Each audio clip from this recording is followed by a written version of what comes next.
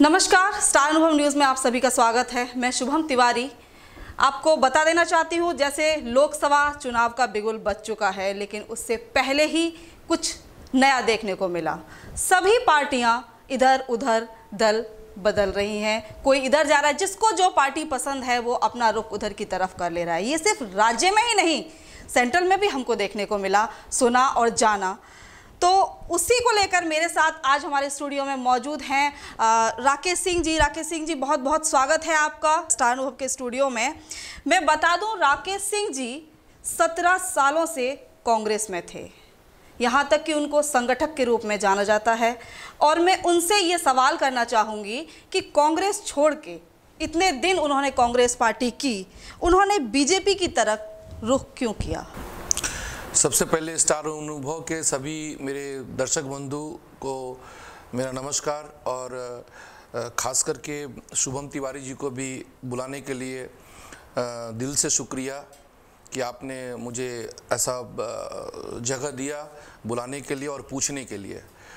आपका प्रश्न का जवाब कि ऐसा क्यों किया, ऐसा तो क्यों कोई भी अचानक तो नहीं करता है, लेकिन ऐसा इसलिए किया कि इस बंगाल की भूमि में लड़ने के लिए मुझे तृणमूल को सर्वनाश करने के लिए भारतीय जनता पार्टी ही ऐसा परिवार लगा जिससे लड़ने के लिए हम यहाँ पे आए हैं। सिर्फ एक ये रीज़न था कि आपने कांग्रेस, तो क्या कांग्रेस में रहकर आप ये काम नहीं कर सकते अगर आपकी लड़ाई सिर्फ तृणमूल से थी तो? देखिए, तृणमूल से मेरी लड़ाई कैसे हुई, अचानक तो नहीं हुई है। तृणमूल से लड़ाई हम लोग एक साथ लड़के उनको मुख्यमंत्री बनाया। मुख्यमंत्री बनाने के बाद में जिस तरीके से विश्वासघात, चलिए वो भी बर्दाश्त किया जा सकता है, लेकिन मुख्यमंत्री बंगाल में राज करने के बाद वो कांग्रेस को ही सर्वनाश करने लगी। और कांग्रेस के नेताओं को ही, पहले जब ममता बनर्जी थी तो सीपीएम का कांग्रेस बी टीम हुआ करता था, तो आज तो कांग्रेस ही तृणमूल का बी टीम हो गया। और दिल्ली जो बोलेगा तोता ऐसा यहाँ पे स्टेट प्रेसिडेंट बोलेगा। तो हम लोग अधीर रंजन चौधरी के नेतृत्व में काम किए हैं, हम प्रणब मुखर्जी के नेतृत्व में काम किए हैं, पीरनदास मुंशी के नेतृत्व में काम किए हैं, उन लोगों महान महान नेताओं के नेतृत्व में काम किए हैं। और कांग्रेस को जिस तरीके से एक मजदूर ठेला रिक्शा चलाता है, उस तरीके से ठेला रिक्शा चला के 35-35 यूनियन, टाटा कॉरपोरेट में, बिरला कॉरपोरेट में, गोयनका के कॉरपोरेट में हजारों अपने कार्यकर्ता को हमने दिया है। लेकिन कांग्रेस ने ये जो छोड़ने का जो बात हो रहा है, तो मैं कहूँगा कि लोभ लालच में आदमी छोड़ता है। जब मैं बीजेपी में गया और जिस प्लेटफॉर्म पे बात किया, तो मैं भी मेंबर ऑफ पार्लियामेंट के कैंडिडेट का ऑफर और इस तरीका का मिला। लेकिन मैं बीजेपी पार्टी में जाने के पहले नेतृत्व से यही कहा कि जब मैं आपके नज़र में और दिल में डिज़र्व करूंगा, तभी आप मुझे इस तरीका का मौका दें। लेकिन आज आपके परिवार में जाने के पहले मुझे आपके परिवार को जानना है, पहचानना है, और वो पहचान को अपने आप में एक निखार के खड़ा करना है कि भारतीय जनता पार्टी तृणमूल का अस्तित्व खत्म करने के लिए राकेश सिंह जब नेतृत्व दे सकता है, तब आप मुझे भरोसा करके कोई दायित्व दें तो हम जरूर निभाएंगे और परास्त करेंगे इन लोगों को। जो सोचकर आपने बीजेपी पार्टी ज्वाइन की, क्या आप अपनी जगह वहां देख पा रहे हैं? और बीजेपी का अस्तित्व कहां तक है बंगाल में? देखिए, बीजेपी का अस्तित्व आप कहें तो अभी ममता बनर्जी कर रही है कि 42 में 42 वही जीतेंगी, है ना। तो इसका उनका कहने का मतलब कि बीजेपी का अस्तित्व खत्म, जीरो है यहाँ पे। लेकिन यहाँ की जनता सबसे जागरूक जनता होती है। विश्व में बोला जाता है कि पश्चिम बंगाल जो आज सोचता है वो सारा दुनिया कल सोचता है। लेकिन हम आपको बता दें कि यहाँ की जनता जो सोच लिया है कि बीजेपी को यहाँ पे लाना है, और आप देख लीजिएगा कि आने वाले दिन में जो ये भविष्यवाणी ही सत्य होगा। कितनी सीट देख पा रहे हैं बीजेपी की अभी? हम लोग तो 42 में 42 तो नहीं बोलेंगे, लेकिन अनुमानतः 12 से कम हम लोग नहीं आने वाले हैं। 12 से 15 के बीच में हम लोग कम आने वाले नहीं हैं। 12 सीट आप देख पा रहे हैं? 12 से 15। मैंने आप आश्वासन दे रहे हैं? हम आश्वासन नहीं दे रहे हैं। जो लड़ाई को हम लोग लड़ रहे हैं, और हम प्रैक्टिकल बात कर रहे हैं, और हम थोड़ा सा पार्टी से हट के भी बात कर रहे हैं, तो 12 से 15 ये मेरा अपना अनुभव के हिसाब से बता रहे कि 12 से 15 हम लोग ला सकते हैं यहाँ पे पश्चिम बंगाल में। लेकिन जिस तरह से सीएम यहाँ आशावादी हैं, जो आपकी सत्ताधारी पार्टी टीएमसी से वो आशावादी हैं कि हम 42 में 42 सीट लेंगे, उसको कहाँ आप देख रहे हैं? क्योंकि उनको तो पूरा विश्वास है इस चीज़ पर। ये सब सुनिए, ये सब जग के यदि कोई सपना देखे, आंख खोल के कोई सपना देखे, तो उस सपना के लिए हम तो कुछ नहीं बोल सकते। वो 42 में कल कहते 45 ला देंगे, तो ये तो कैलकुलेशन में अब आदमी कोई बोलेगा पागल ही है, तो वो पागलपन का हम कोई जवाब देने का मेरा कोई इच्छा नहीं। इसको आप कह सकते हैं कि आप एक विरोधी पार्टी से हैं, लेकिन कहीं ना कहीं जनता उनके साथ काफी हद में दिख रही है, उनका काम दिख रहा है, उन्होंने इस तरह से काम किया। तो आपका क्या कहना है कि हर चीज झूठी है, बेकार है? देखिए, आज से 7-8 साल पहले सोशल मीडिया और प्रिंट मीडिया और न्यूज़पेपर इतना जागरूक नहीं था, मगर अब नारदा के बाद, शारदा के बाद पश्चिम बंगाल की जनता इस तरीके से जागरूक हो गई है ना कि नहीं तो पंचायत इलेक्शन में 100 जाने नहीं जाता। चुनाव यदि कराना रहता तो स्वेच्छा से, यदि आप हमको चाहते हैं और हम आपको चाहते हैं और वो मुहर दबा के करना है तो जबरदस्ती का नहीं होता। लेकिन ये जो जबरदस्ती का जो गुस्सा, रिएक्शन, आज ममता बनर्जी जब आई थी तो सीपीएम के विरुद्ध में आया था, कोई चेहरा नहीं दिखता था कि किसको वोट दे, सीपीएम के विरुद्ध में देना था, तो वो ममता बनर्जी का चेहरा दिखता था और उसमें कांग्रेस साथ दिया था। उसी तरीका का आज माहौल पूरे पश्चिम बंगाल में है कि टीएमसी के विरुद्ध में कौन सा चेहरा है, वो है प्रधानमंत्री नरेंद्र मोदी का चेहरा। लेकिन जब अगर यहाँ से उनको पूरा सपोर्ट नहीं मिलेगा तो किस तरह दोबारा प्रधानमंत्री बन पाएंगे? जैसे यहाँ से अगर सीटें इतनी सिर्फ आप 12 देख पा रहे हैं, तो ये तो बहुत ज़्यादा मात्रा नहीं है। देखिए, ये सब तो यूपी और पंजाब, राजस्थान, ये प्रधानमंत्री का चुनाव है। हम लोग 2-3 स्टेट हारे हैं। स्टेट जब हारता है तो स्टेट का भी कुछ खामियां होता है। अब राजस्थान में हर एक 5 साल के बाद साल चेंज होता है, तो हम लोगों का जो आंकड़ा है वो हम लोग 400 पार करेंगे। 400 पार करेंगे, लेकिन जनता में तो कुछ एक बात है जो जीएसटी और नोटबंदी से लोग खफा हैं, जो पहले जिस तरह का चुनाव हुआ था, एकदम एक बार में पीएम बनाया गया था मोदी जी को, क्या वो चीज लौट कर आएगी जीएसटी और नोटबंदी के गुस्साए लोगों से? जो लोग कुछ नहीं किए हैं वही लोग खफा हैं। जो लोग देश में या तो कुछ नहीं किए हैं या कुछ करने का इच्छा नहीं रखे हैं, वही लोग गुस्सा है। लेकिन आज करप्शन मिटाने के लिए तो थोड़ा तो कड़वा चीज घोटना पड़ता है, वो घोट प्रधानमंत्री ने सिखाया है। आज मिडिल क्लास फैमिली में भी आप देखेंगे कि इनकम टैक्स देने का रीति रिवाज चालू हुआ है। टैक्सेशन, जो पैसा गवर्नमेंट का इनकम आज गवर्नमेंट के पास में नहीं आए तो वो खर्चा कहाँ से करेगी? और आपको हम बता दें, नरेंद्र मोदी उन घूसखोर लोगों को, जो नेता का चोला पहन के जो धंधा करते हैं, चोरी करते हैं, और नेता सोशल समाज का काम नहीं करके सिर्फ अपना परिवारवाद का काम करते हैं, वो लोग के नज़र में आज बहुत गड़े हुए हैं। तो ये जो चीज़ हो रहा है ये सब सामने आएगा। ये 5 माने एकदम सामने मुंह पे ला दिए हैं। जो ब्रिगेड में कल बोले ना नरेंद्र मोदी जी कि जो साजिश किया था उन लोगों के तो सामने ला दिए हैं और जेल के अंदर ला दिए हैं, लेकिन साजिशकर्ता लोगों को इस 5 साल के अंदर लेके आएंगे। तो वो साजिशकर्ता में बड़े बड़े नेता ही होंगे जो जेल के अंदर जाएंगे। ये तो आपने बता दिया, लेकिन आप जो यहाँ चुनावी प्रचार में उतर रहे हैं, सामने देखा जा रहा है बीजेपी के साथ कुछ ऐसा कर रहे हैं जिससे जनता ज़्यादा आपको वोट दे। क्या आपका माने नए पैतरे हैं, कुछ अलग? देखिए, सबसे बड़ा बात कि जनता क्यों वोट देगी। यहाँ पे जनता प्रधानमंत्री मोदी, सबका साथ सबका विकास, यहाँ पे हर एक धर्म, क्या मुसलमानों के लिए 3 तलाक का काम नहीं हुआ है? मुस्लिम महिलाएं वोट नहीं देंगी? जरूर देंगी। ये मुझे अंतर दिल से मुझे विश्वास है कि ये वोट मिलेगा हम लोगों को।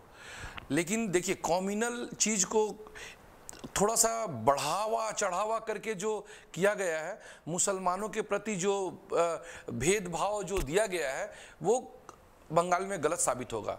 आप जाके गांव ग्राम में देखिए, जिसका खेत जलाया जाता है, जिसका खलिहान जलाया जाता है, जो तृणमूल से त्रस्त हैं, उनसे बचने के लिए हजारों हजारों लाखों लाखों मुस्लिम समाज भारतीय जनता पार्टी का दामन थामे। लेकिन कहीं ना कहीं विरोधी बोल रहे हैं कि जो 3 तलाक का मामला है पूरा वोट लेने के लिए किया गया है, तो क्या ये कहाँ तक सच है? अब महिलाएं, ये राजनीतिक एक चाल है, साजिश है, लेकिन ये सब साजिश नाकाम होगा।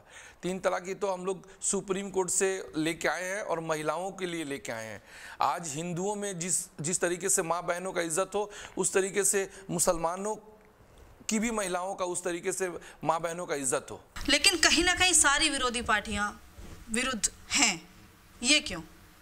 अगर कार्य किया है, अगर सब कुछ सही है जैसे आपकी नज़र में, तो फिर पार्टियां विरुद्ध में क्यों हैं? देखिए, कांग्रेस पार्टी का जो करप्शन और यहाँ ममता बनर्जी का करप्शन, जहाँ जहाँ करप्शन है वो लोग सब एक साथ हैं।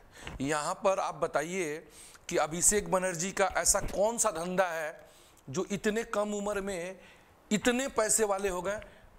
वो धंधा तो कम से कम बताया जाए तो हम लोग भी कम से कम वो धंधा को करें। ऐसा कौन सा धंधा है? आज माननीय मुख्यमंत्री 2007 में जब एक तो एमपी थी, हवाई चट्टी पहनती थी, लेकिन आज क्या लगता है? आज तो नाटक लगता है। लेकिन आज भी लोग देखते हैं, वो आज भी हवाई चट्टी पहनती हैं। हम आपको बताएं, और बहुत सिंपल तरीके से रहती हैं, मतलब बिल्कुल आम जनता की तरह आम लोगों में रहती हैं। ताँत की साड़ी पहनती हैं। तो क्या ये सब क्या आप गलत बोलेंगे? अरे तो वही शांति निकेतन को एक बार हरीश मुखर्जी रोड होते हुए शांति निकेतन की तरफ जाइएगा, तब आदमी समझ में आएगा कि वो पूरा इलाका भाई भतीजा में कितना मकान बना है और इन लोगों के पास में क्या धन है।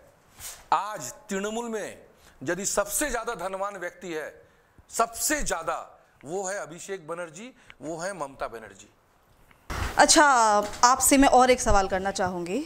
अभी जो इतना कुछ हुआ फौज को लेकर, तो ममता बनर्जी ने सीधा एक जो आरोप लगाया या सच कहा, ये तो आप मुझे बताएंगे, कि मोदी फौज की राजनीति कर रहे हैं, फौज को चुनावी मुद्दा बना रहे हैं। ये कहाँ तक सही है? इसका मतलब होता है कि ग्रेनाइड का जो 300 kg ग्रेनाइड गया है वो भी मोदी करा के, आर्टिफिशियल कॉस्मेटिक्स करा के, और एक तरीके से चुनाव सामने था। माने ममता बनर्जी या विरोधी पार्टी या कांग्रेस पार्टी या दूसरी पार्टी का कहने का मतलब ये है कि जो ग्रेनाइड का भी जो हमला हुआ था फौज के ऊपर में, तो मोदी ही करवाए थे ना कहीं विरोधी पार्टियां तो यही बोल रही हैं ना कि मोदी फौज की राजनीति कर रहे हैं। फौज की राजनीति कौन कर रहा है? फौज की राजनीति लाश मांगने वाला कर रहा है। लाश जो मांग रहा है वो लोग कर रहा है। हम लोग बता रहे हैं सेना के ऊपर में राजनीति नहीं होनी चाहिए थी, देश के ऊपर में और फौज के ऊपर में कोई शक का कोई गुंजाइश नहीं था। लेकिन ये ममता बनर्जी ये कह के देशद्रोही का एक तरीके से काम किए हैं, वो खुद को देशद्रोही का काम किए हैं। और ये सब सरकार में हम लोग रहते, मोदी जी अभी तक देशद्रोही का केस नहीं लगाए हैं, नहीं तो इनके ऊपर में देशद्रोह का केस लगना चाहिए था कि फौज के ऊपर में किस प्रकार का शक, कहीं ना कहीं कभी भी शक नहीं होना चाहिए फौज के ऊपर। पूरी जनता, पूरे देश की जनता जो एयर स्ट्राइक के सबूत मांग रही है, उसको किस तरह लेंगे आप? चलो ये बात तो रही एक तरफ। शुभम जी, ये गलत बात है कि पूरी जनता मांग रही है। ये सिर्फ मांग रहे हैं, ये जो मजबूर लोग हुए हैं, प्रधानमंत्री का सपना देख रहे हैं ना, ब्रिगेड 19 तारीख का जो ब्रिगेड में मजबूर लोग हाथ मिला के खड़े थे ना 19 पार्टी के, वो लोग मांग रहे हैं। और तृणमूल पार्टी करने वाले और जो कोर तृणमूल है वो लोग भी नहीं मांग रहे हैं। ये लोग सिर्फ अपना दामन बचाने के लिए इन लोगों को ढाल बना के खड़ा किए हुए हैं कि ब्रिगेड में आओ, इतने लोगों का ढाल मेरे पास है और हम इन लोगों के पीछे में हैं। तो कहीं ना कहीं इसको तो आप कल का जो हुआ है ब्रिगेड आपका 2 दिन पहले, इसको भी आप ये चीज बोलेंगे? तो हर पार्टी एक भी लोग कल डीम भात खाने नहीं आए हैं। कल एक भी लोग डीम भात खाने नहीं आए हैं। सिलीगुड़ी में भी उतने ही लोग थे जितने कलकत्ता में लोग थे। आज यदि 7 लाख लोग यहां पर थे, कल का ये पुलिस का रिपोर्ट है 7 लाख थे। ब्रिगेड को लेके बोला, तो ब्रिगेड तो बीजेपी पार्टी ने भी किया क्या? हाँ, तो बीजेपी का पार्टी किया। किसी का जबरदस्ती कोई नहीं आएगा, उसको जबरदस्ती जाना है, गांव ग्राम में जबरदस्ती बस ले लेना, उस तरीके से बीजेपी का साधन नहीं था। स्वेच्छा से हम लोग आए हैं। प्रधानमंत्री का मैसेज सुनने के लिए कल ब्रिगेड में आया था और ये चाह पे आया था कि डेमोक्रेसी में क्या हम एक वोट तो मेरा हम तो देश पाएंगे ना, मेरा एक वोट पढ़ पाएगा ना कि मेरा सबसे बड़ा करप्शन ये डेमोक्रेसी में वोट का है। ये ये आदमी सुरक्षित हो अपने वोट के लिए, कि कहीं हम वोट देने जाए तो मेरी जान तो नहीं वहाँ पे चली जाए। तो इसके लिए लोग सुनने के लिए आए थे, विश्वास।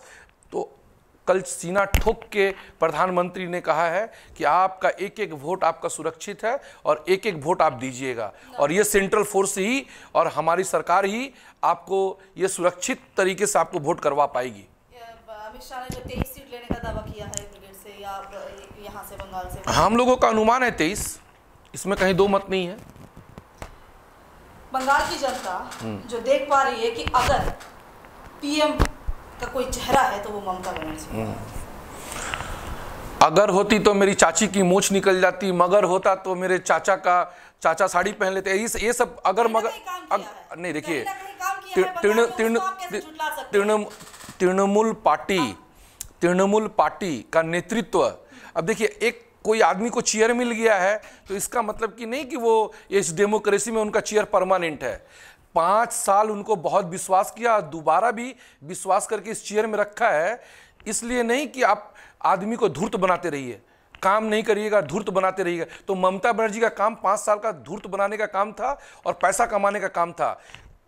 बंगाल की जनता एक भी बात, हम जिस वार्ड में रहते हैं, हम 74 नंबर वार्ड में रहते हैं और कलकत्ता विधानसभा, कलकत्ता पोर्ट लड़े हैं जहां मुस्लिम समाज रहता है, 62% मुसलमान समाज हैं।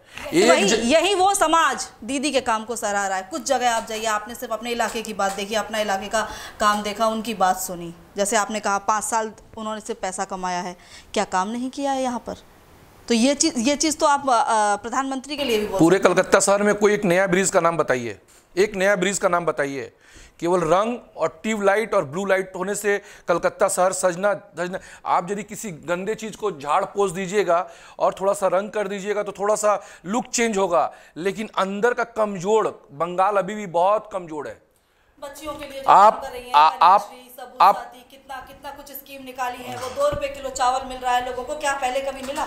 2 रुपये किलो चावल ये प्रधानमंत्री का देन है। वहां पर सिर्फ लेबल चेंज हो जाता है, लेबल चेंज हो गया है। मुख्यमंत्री अपने नाम पे चला रही हैं पश्चिम बंगाल पे। 2 रुपया केजी चावल देने वाला एकमात्र हमारे देश के प्रधानमंत्री नरेंद्र मोदी हैं, और उसी चीज को अपना नाम से चला रही हैं वो। अब ये तो आप कह सकते हैं, लेकिन मैं यही कहूँगी कि चुनावी जो मैदान है उसमें हर पार्टी अपना अपना बेस्ट देने की कोशिश कर रही है, अच्छा देने की कोशिश कर रही है। तो वहीं मैं बोलूँगी, प्रधानमंत्री कहाँ देख पा रहे हैं, बंगाल से आप कितनी सीट देख पा रहे हैं, कितने आप आशावादी हैं? एक बार जो आप देख रहे हैं, किस तरह से आप चुनाव प्रचार कर रहे हैं, आप अपनी तरफ से 15 सीट एकदम जीत के लेके आएंगे। 23 पे लड़ाई है, 15 सीट हम लोग जीत के लेके आएंगे।